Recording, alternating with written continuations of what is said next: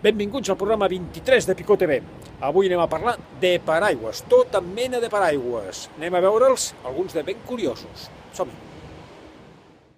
I comencem amb el paraigua més resistent, o un dels més resistents al vent. Fins a 140 km/h suporta. Aquest és el paraigua bossa. Així l'hem batejat perquè, de fet, un cop plegat es transforma en una bossa on pots ficar-hi cosetes. Aquest ja fa alguns anys que es veu, bé, nosaltres no l'hem vist mai, però diuen que sí, i és per protegir-te quan vas en bicicleta, et cobreix pràcticament la part superior del cos. I aquest l'hem batejat com a paraigua núvol, perquè un cop obert té forma de núvol. No sembla massa pràctic, no ho sé, no l'hem provat. I aquest sí que és curiós. Té tot de resistències que fa que s'il·lumini amb unes bombetes especials al voltant de la tela, del teixit. Aquest l'hem batejat com a paraigua mega cutre. És tan i tan simple que tan sols serveix per un dia, i amb prou feines. Anem a veure paraigües de disseny. Mirin quin disseny. Si volen anar a la moda, vagin amb això. Això sí, si plou quedaran ben xops. Anem a un altre. Aquest és realment molt curiós. És un màstec i no hi ha tela. Com no et mulles? Doncs perquè surt un feix de vent molt fort que escampa les gotes al voltant del teu cos. I aquest doncs també té una mena de bateria que quan plou es recàrrega i llavors fa que s'il·lumini l'interior del paraigua. Si no tenen paraigua també poden utilitzar una gran perruca com aquesta persona que fa que la protegeixi de la pluja. Anem a veure un altre. Aquest és un paraigua especial per gossos. L'amo pot estar content, el gos no li han preguntat. I per últim, el paraigua per a llamps. De fet, les conseqüències poden ser tràgiques, per tant, tan sols va bé aquest model de finals del segle XVIII, principis del XIX. No s'ha tornat a provar.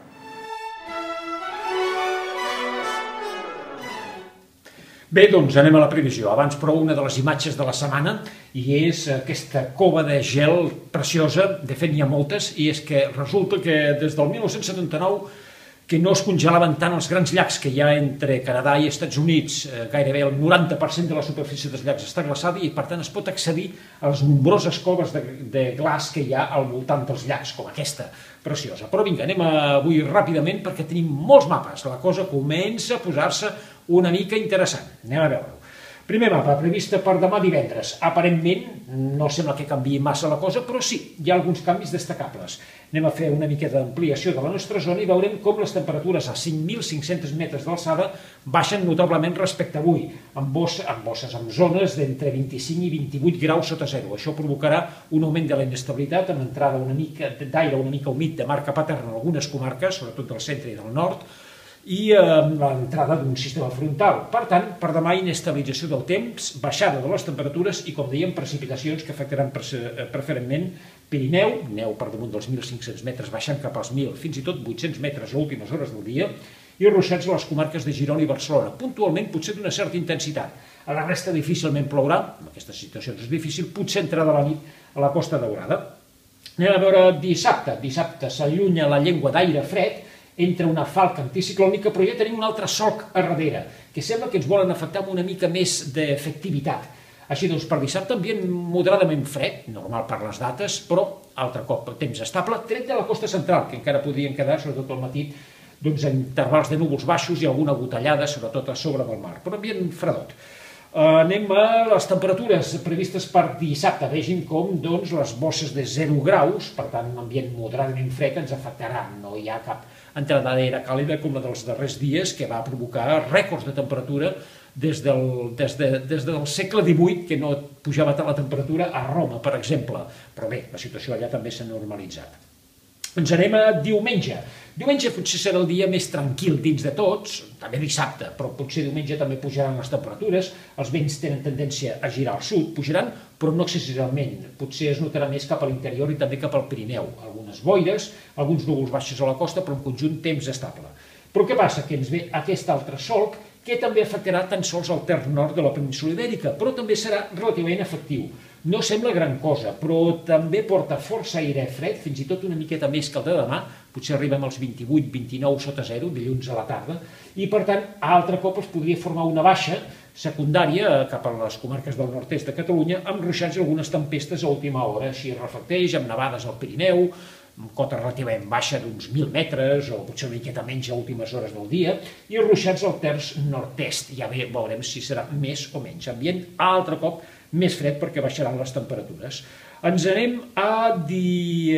Aquest és el mapa previst per dimecres de la setmana vinent. Dimarts s'estabilitzaria i dimecres tornaria a passar un altre xoc. Alguns models indiquen que aquest xoc seria força efectiu. Per tant, altre cop, repetició de la jugada, això ja és per dimecres, per tant ja veurem si serà així, però podrien tornar a reproduir-se ruixats, potser de més entitat i amb un ambient moderadament fred. Res de l'altre món, perquè no es tracta de cap invasió d'aire freda important. Què passarà després? Doncs hi ha símptomes que fan pensar que per fi, per primera vegada en aquest hivern, l'anticicló, això és per d'aquí una setmana, l'anticicló de les Açores podria unir-se amb l'anticicló groenlandès, facilitant la formació de baixes que anirien de les Illes Britàniques cap a la Mediterrània occidental, cap a la península Ibèrica, cap a la zona Golf de Lleó, Balears, cap a Itàlia, ja veurem, però almenys la situació seria molt interessant, per això ja seria a més llarg termini. Però és, la setmana que ve tindrem dia sí, dia no, més o menys forces complicacions, si més no estarem una mica entretinguts. Acabem aquesta imatge de Jan Gamarra, ens l'ha enviat per això en Ramon Bailina i la Conxa Siurana. Alejandro Gamarra, Gamarra és del refugi de Sertescan, aquesta és la imatge que hi havia a l'estiu i anem a veure la comparativa, anem a veure precisament una imatge de fa pocs dies, aquí la tenim, ja ho poden veure. La diferència és més que notable. Doncs res més, acabem aquí i compte que sembla que estarem ja més entretinguts a partir de demà. Adéu-siau.